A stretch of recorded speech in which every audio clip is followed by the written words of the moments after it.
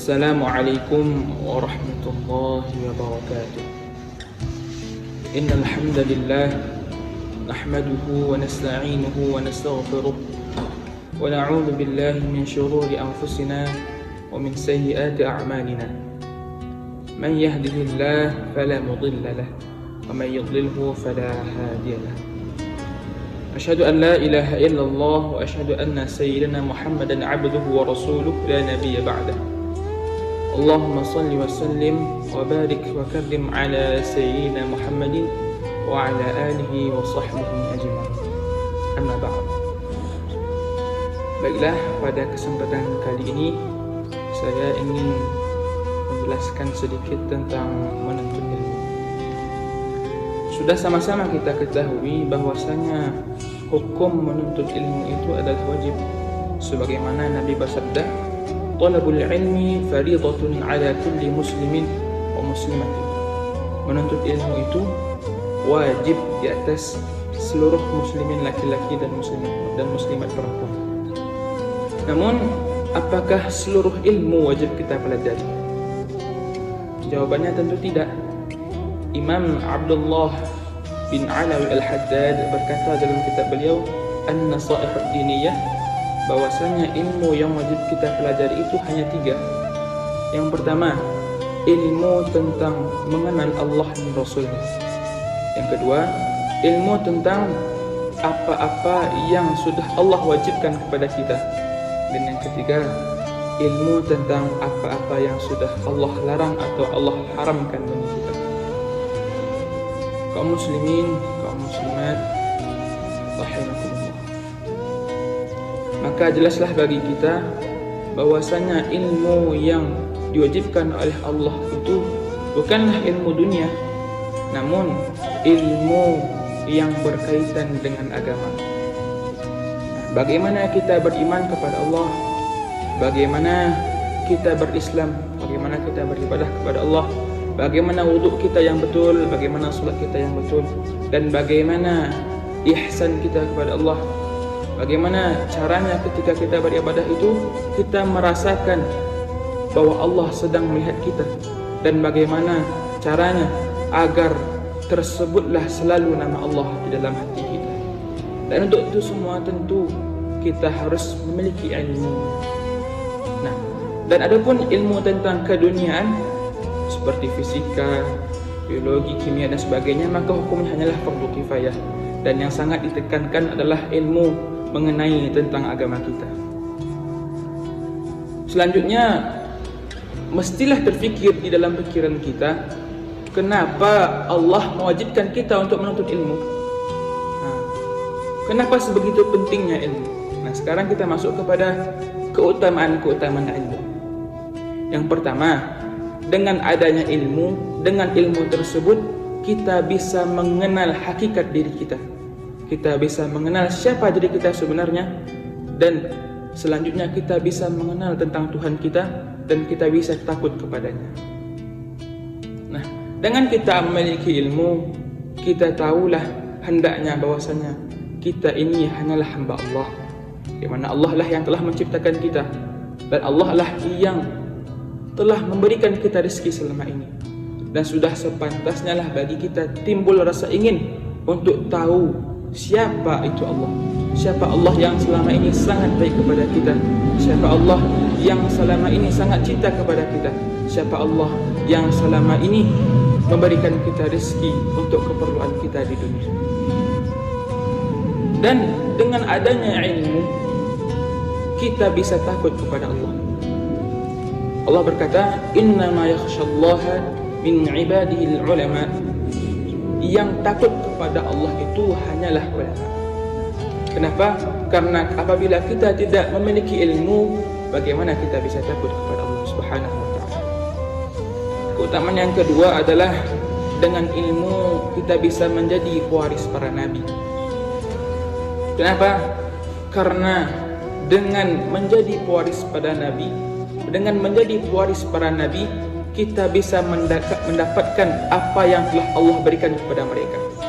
Yang mana apa yang Allah berikan kepada para nabi itu lebih baik daripada dunia dan seisinya. Nah, Yang ketiga adalah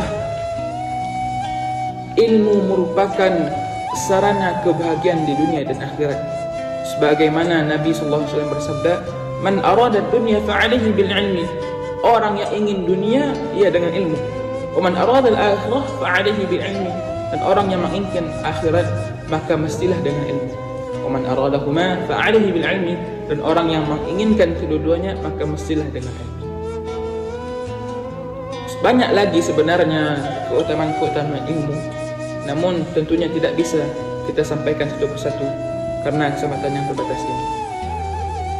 Nah, dengan 3 keutamaan tadi, seharusnya sudah timbullah rasa ingin di hati kita untuk semakin giat dalam menuntut ilmu. Dan dalam menuntut ilmu itu tentu ada teknik. Nah, sebagian ulama kita sudah menjelaskan tentang teknik-teknik menuntut ilmu itu. Ada seperti yang dikarang oleh Imam Az-Zarnuji dalam kitab Ta'limul Muta'addid. Dan yang ringkasnya itu juga ada disyairkan oleh para ulama kita yang bunyinya, "Ala la tanalul ilma illa bisittatin sa'umbika 'an majmu'iha bibayani ذكاء وحرص واصطبار وبلغة وإرشاد أستاذي وطول زماني." Apa kata para ulama? Ketahuilah, kalian tidak akan bisa mencapai ilmu kecuali dengan 6 perkara. Yang pertama, zaka. Apa itu zaka? Kecerdasan. Nah, kecerdasan ini sebenarnya relatif. Kenapa? Karena setiap kita itu sudah diberikan oleh Allah akal. Untuk apa? Untuk berfikir dan untuk menuntut ilmu. Yang kedua apa? Zaka'un wa hirsun, semangat. Nah, mestilah para penuntut ilmu itu memiliki semangat yang tinggi dalam menuntut ilmu. Yang ketiga apa? Wastibarun, dan kesabaran. Nah, inilah yang banyak kita lupakan, yang mana ketika kita belum juga mendapatkan ilmu yang kita inginkan, maka kita putus asa. Maka janganlah seperti itu.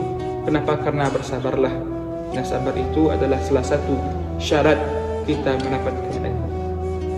Yang keempat, apa yang keempat? Wabulghatun, dan adanya biaya. Nah, sudah pantaslah ketika kita menuntut ilmu itu ada biaya yang kita keluarkan. Baik biaya yang kita keluarkan untuk pergi ke tempat kita bersekolah, atau untuk makan kita sehari-hari, atau untuk membayar biaya-biaya untuk sekolah. Yang kelima apa? Wa irsyadu ustadin. Nah, petunjuk dari seorang guru. Nah, ini yang sangat-sangat banyak dilupakan oleh kita sekarang. Yang mana banyak di antara kita yang hanya belajar dari Google, belajar dari buku, belajar dari YouTube, dari WA, Instagram, tanpa menggunakan guru. Bahkan ada yang berkata tidak perlu berguru. Bahkan yang lebih parah lagi, ada orang yang belajarnya cuma dari Google, yang belajarnya hanya di WA, Instagram dan sebagainya, yang tidak berguru, mengatakan salah, menyalah-nyalahkan, membid'ahkan, bahkan mensyirikkan ulama kita yang sudah tidak dikeragui lagi keilmuan. Ini yang sangat berbahaya kaum muslimin. Apabila ilmu itu tidak kita peroleh dari guru yang bersambung sanadnya kepada Rasulullah SAW. Seorang ulama berkata yang bernama Ibnul Mubarak berkata tentang pentingnya sanad keilmuan ini. Apa beliau katakan? Al-isnadu minad din. Sanad itu bagian dari agama. Laulal isnad, jikalau tidak ada isnad, laqala man syaa ma syaa, orang akan berkata sekehendak perutnya. Dan inilah yang banyak terjadi semasa sekarang kaum muslimin.